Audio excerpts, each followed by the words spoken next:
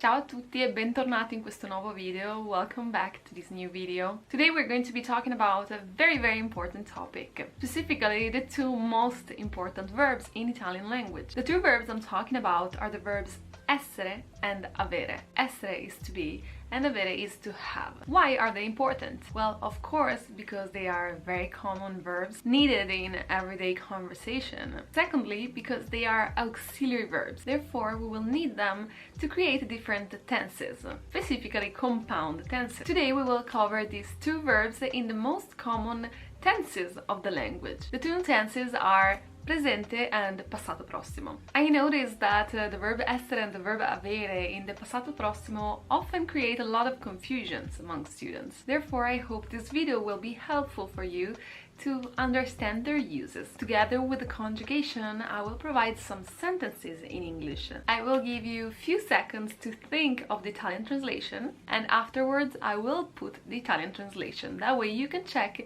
if you got it right or not. So without further ado, let's get started. Let's begin with our first verb, the verb essere, to be. We will begin by learning the presente indicativo del verbo essere. Let's say it together. Verbo essere nel presente indicativo. Io sono, tu sei, lui, lei è, noi siamo, voi siete, loro sono. It is now time to make some examples. Our first example is Rome is an Italian city. Now take some time to reflect on the translation. The verb is third person singular. The translation becomes Roma è una città italiana. Next sentence. They are my friends. Verb is are, third person plural. Again, a few seconds. Loro sono i miei amici. A lot of times in Italian it is not necessary to put the subject, the personal pronoun, because we can already tell from the verb which is our subject. However, if you are in doubt, then it's always good to put it. This is the reason why I put a lot of times the pronouns in the bracket, because in Italian they are not mandatory when it comes to personal pronouns. Let's continue with our examples. Again, let's see this one. I am a business student. Here we have the verb am, first person singular. The translation becomes Io sono uno studente o una studentessa di economia. Then, he is a patient person. He is third person singular. Lui è una persona paziente. Let's jump into the verb avere into the presente indicativo tense. Again, let's read it together. Verbo avere nel presente indicativo. Io ho, tu hai, lui, lei ha, noi abbiamo, voi avete, loro hanno. Just like before, let's make some sentences. Our first example with the verb avere is this one. I have two sisters. I have first person singular. Therefore, take your time. Io ho due sorelle. Next one. They have a lot to study. They have third person plural. Take some time and pause if you need. Loro hanno molto da studiare. Let's make a sentence in the question form. Okay, let's take some time to have a look at our question. Do we have any homework? Take your time to think of the translation that we may have in Italian. Here we have do we have as a verb. Nothing changes in Italian. We don't have any auxiliary verbs for the verb to do. Therefore, our translation would be abbiamo dei compiti Let's look at the second sentence over here. She doesn't have a car. Doesn't have is our verb here. To turn a sentence into negative in Italian, we simply need to put non in front of the verb. Hence, our translation would become Lei non ha una macchina. Let's now move to the Passato Prossimo. Let's do the ESSERE and AVERE forms. Passato prossimo del verbo essere. Io sono stato, stata. Tu sei stato, stata.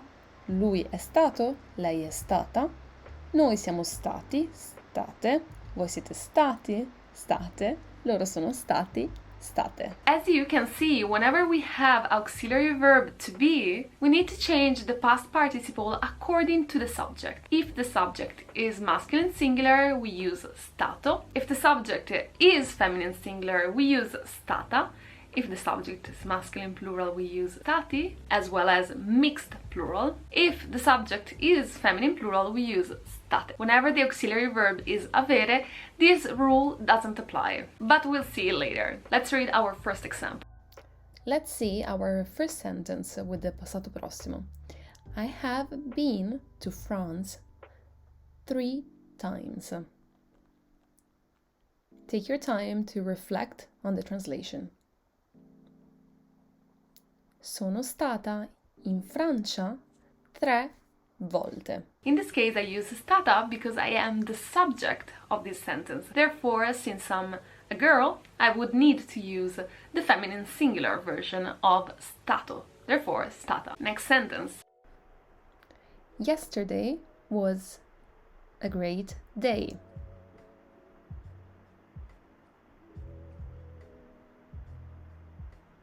Okay, so our translation is Ieri è stata una giornata fantastica. Here we use è stata, so again feminine, because we referred to giornata, which is feminine singular. On to the final example. Our final sentence is this one. Last month was a busy month.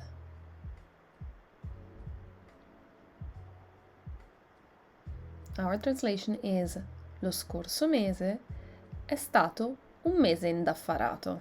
In this case, we use è stato because the verb refers to mese, which is masculine singular. Okay, last one for today, which is the passato prossimo of avere. And then the passato prossimo of the verb avere. Io ho avuto. Tu hai avuto. Lui, lei ha avuto. Noi abbiamo avuto. Voi avete avuto, loro hanno avuto. As you can see, here the auxiliary verb is avere. Therefore, there's no need to change the past participle according to the gender of the subject or the noun it refers to. Let's move to our 3 examples. Let's have a look at our examples. Yesterday, I had a problem at work. Take your time. Ieri ho avuto un problema al lavoro. Next one. Have you ever had a pet? Here the verb is have you ever had. As you can see, it is the present perfect of the verb to have. In Italian we still use the passato prossimo. Let's translate it. Hai mai avuto un animale domestico? Final sentence is a negative one. Last example for today. We didn't have a choice. The verb here is we didn't have, simple past in the negative form of the verb to have. We simply added the negation before the verb. Therefore, our translation becomes non abbiamo avuto scelta.